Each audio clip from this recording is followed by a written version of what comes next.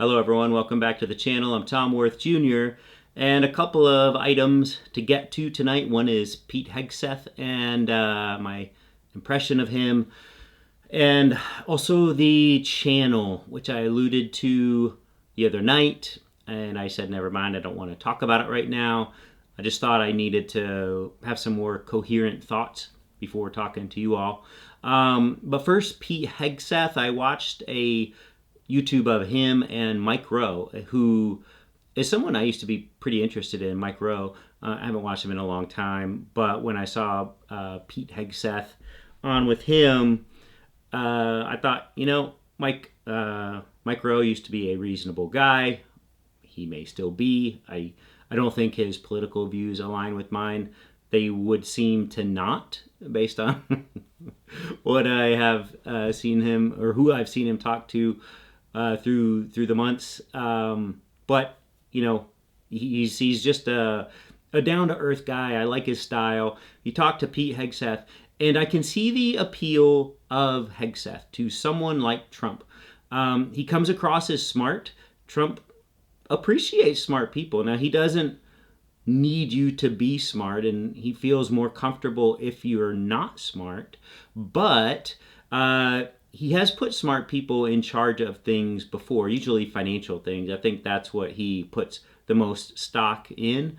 I'm not talking about trade policy. I'm talking about actual people who, the Wall Streeters that he will bring in sometimes. He thinks those guys are smart. He doesn't realize what got them to the top of their companies or near the top of their companies. It's not intelligence necessarily. It can be. They can be smart guys, but that's not usually why they are where they are.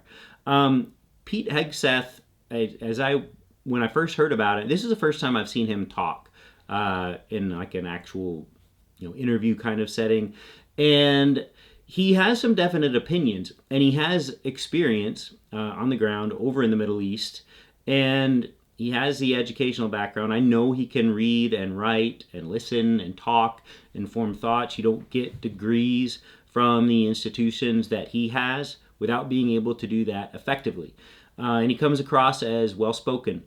And I would imagine, I'm not a military person myself. I don't hang around with military people, but the few that I do know, I am pretty certain that his views would be popular with those people.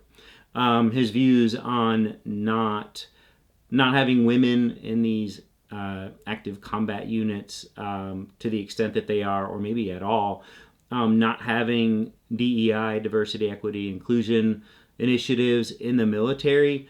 I will say that DEI is not universally applicable to every aspect of every human endeavor, in my opinion. Maybe the military or aspects of the military. I don't know. There is a line or something where DEI doesn't apply to every walk of life and everything we do. I don't know where that line is.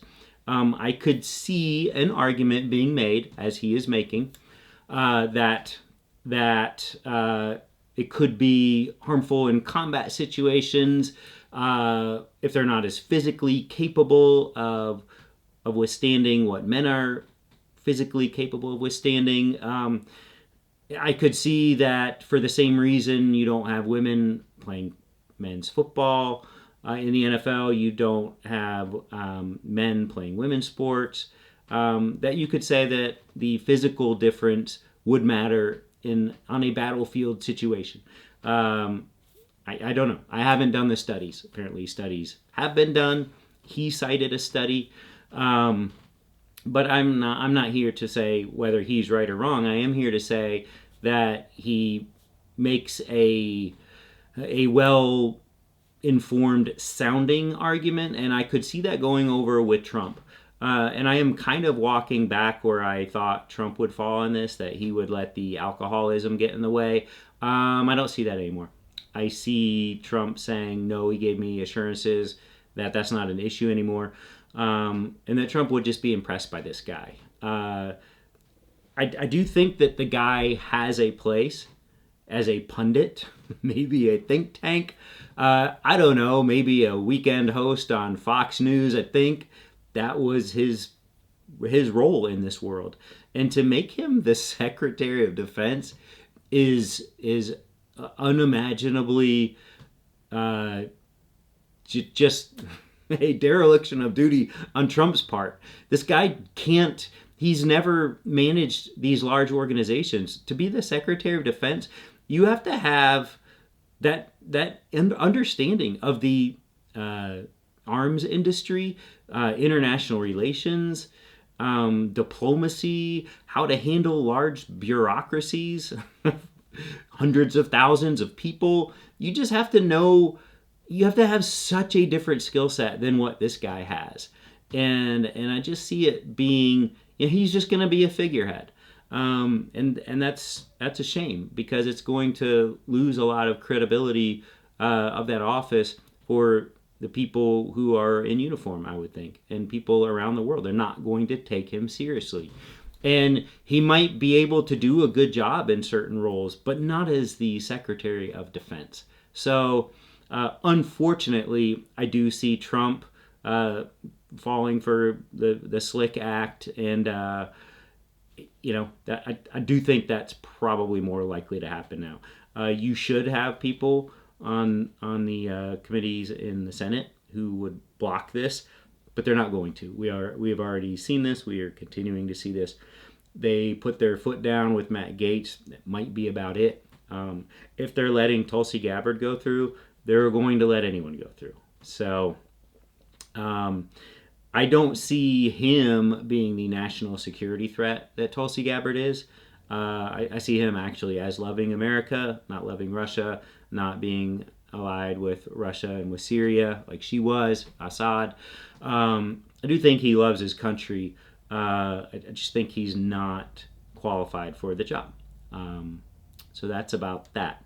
As far as the channel goes, I don't know if you've noticed, but over the past, I'd say maybe around Thanksgiving time, I've been doing some more things. It's not all anti-Trump all the time, every single video. I'll do something like Syria, I'll do Notre Dame, and I will have a Trump tie-in when it's applicable, and it often is. But I'm always looking for that Trump angle when I do those. I'm going to not do that as much going forward. I'm never going to be okay with Trump. I will never, ever on this channel say a kind thing about Trump. I will never even say a neutral thing. If something he blunders into happens to have a positive outcome for some reason beyond his control, or even if it ended up being a correct decision on his part and it turned out okay, I will never give him credit. That's not my role. It's not what I want this channel to ever do. But I'm also not going to be just railing against him all video, every video anymore. My interest in the politics, the daily, the weekly, goes way back. Goes back to the early 80s, early Reagan era, when I had my weekly current events assignment in history. That was one of the few homework things I ever wanted to do, and I was always way ahead of it. And by the time it was due, I would have other things, and I would be mad at myself because I wanted to do these other cool things instead, but hey, I had already done my assignment on something stupid. And you'll see me do that on this channel sometimes too, when I'll come on and I'll say, I'm actually not going to talk about what I thought I was going to talk about or what I planned to talk about. So that same effect is happening here 40 years later, 40 some odd years later. I'm interested in all of this, and I will be, and I know you all will be too, but that doesn't mean I have to make a video against Trump every single time. I will be engaged daily. I will be keeping up with it daily as promised. But the videos themselves will probably have maybe more of a historical slant, maybe more of an international affairs slant, international politics. And when I can tie Trump in, I will do so, and it will always be against Trump. So for those of you on this channel who are Trumpers, hoping that I have changed or am mending my ways, I'm not. I will always remain firmly against him. It's just not going to be the topic of all the videos now. And I will say, this is just a heads up, it will be more on the history and more on the foreign affairs side of things. And I welcome and encourage you all to keep watching, keep commenting. Could not have done this without you. I don't want to start a second channel because then neither channel will be very good. And I just love what I built here. And if I have someone who's a subscriber who wants to comment on things, and I've started another channel and I'm not posting here as much, they might not even know about that other channel. They might not find it. And I want to give people the opportunity to stick with me if you want to, and if you don't want to, that's totally fine too. There are a lot of people doing this is part of my decision. The people, I mentioned one, David Pakman, the other day, and several of you mentioned others, and there are others. Keith Edwards is a guy I liked. He's just real genuine, real authentic. These guys make, like in the case of a David Pakman or other people like him, they're making like 3 or 4 videos a day. And they are living and breathing this 24 hours. And I've never done that, and I don't intend to do that. I'm living my life and keeping up with events. And I don't have to make 4 videos a day. And I think that's what it would take to turn this into a full-time endeavor. And if I were to make that many videos a day, there's already people doing that, and I think they're doing a great job and an informative job, and I think they are genuine, and I like what they're doing. It can be over the top with some of the titles and the big yellow fonts and all that. I'm just not about that. So those guys are out there for people looking for that. For people looking for what I'm doing, I'll still be doing it, and I'm still shooting for a near daily output when I can. And I love doing this stuff, and I love picturing you all when I'm talking to the camera here. And I will continue to do that. So hopefully you all will stick with me. If not, I get it, and it's fine.